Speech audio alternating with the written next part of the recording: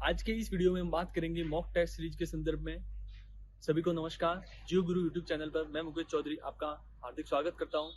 Mock test series के संदर्भ में जो बात होगी उसको हम 3 भागों में बांट कर करेंगे।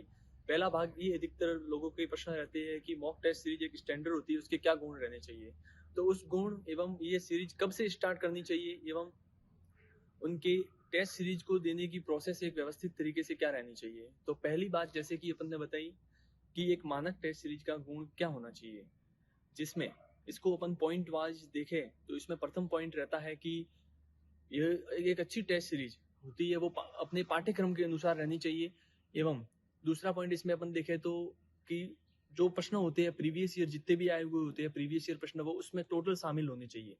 इसके अलावा प्रश्नों का स्तर उसमें सरल प्रश्न भी रहने चाहिए, मॉडरेट हायर लेवल के जो कठिन प्रश्न होने चाहिए वो ही होने चाहिए। इसमें अधिकतर अक्सर ये देखा जाता है कि जितने भी विद्यार्थी जो किसी भी कोचिंग संस्थान के टेस्ट सीरीज ज्वाइन करते हैं तो उसमें वो अपने कोचिंग्स को एक तरीके से आगे या उतना अलग तरीके से प्रचार करने के उद्देश्य से जो भी उद्देश्य रहता हो उसके लिए वो टेस्ट सीरीज बहुत हार्ड बनाना स्टार्ट करते हैं ताकि वो ज़्यादा से ज़्यादा शेयर हो और लोगों की वहां तक पहुंच बने और एक नाम हो। तो उसको ध्यान में ना रखें आप, उनसे एक तरीके से बचना चाहिए क्योंकि वो ज़्यादा हार्ड होते हैं तो कहीं वो पाठ्यक्रम की जो लीक होती है उससे ही हटके प्रश्न बनाने लग जाते हैं।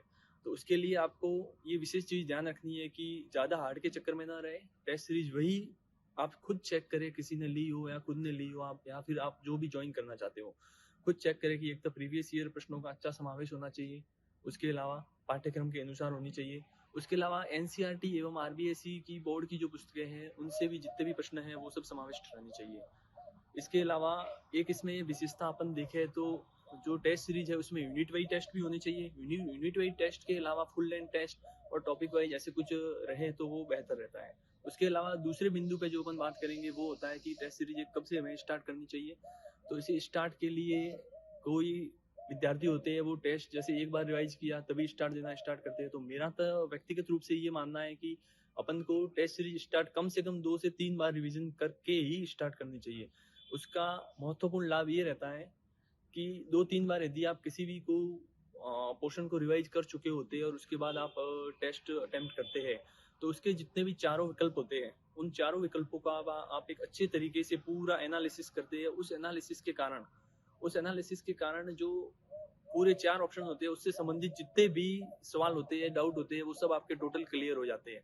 तो उसको ध्यान में रखते हुए आप ये ज्वाइन करें और उसका पूर्णतः एनालिसिस जो अपन तीसरे पॉइंट में देखें कि इसकी प्रोसेस क्या रहनी चाहिए। तो प्रोसेस ये रहनी चाहिए कि कोई भी अच्छे से रिवाइज करके टॉपिक 1 या 2 दिन बाद जैसे भी या साइड में समय निकाल जैसे ही साथ साथ देते रहे टेस्ट, तो साथ में दे तो आप ये ध्यान रखें कि जितना भी टेस्ट सीरीज में आपको देने में समय लग रहा है उससे उतना का उतना समय आप उसको एनालिसिस में दीजिए। उस एनालिसिस से आपके ये बेनिफिट रहता है कि जो प्रश्न आते हैं एक प्रश्न में जितने भी बिंदु हो उन प्रश्नों का संपूर्ण एनालिसिस करके जो नहीं आ रहा है आप उसको नोट्स में ऐड करें और उसको बार बार रिवाइज करें। तो उसका एक तरीके से अपन कहें तो पूर्ण रूप से दोहन होगा उस टेस्ट सीरीज का। नहीं तो केवल ये स्थिति बनी रह जाएगी आपने परचेज की, टेस्ट दिए या नहीं दिए, जितने भी दिए, या फिर उनका पूर्ण रूप से आप यूटिलाइज नहीं कर पाओगे।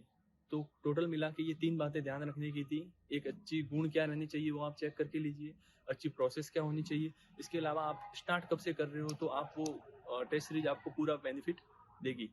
यदि आप इसके इतर भी आपका कोई यदि कोई प्रश्न हो तो आप कमेंट कर सकते हो।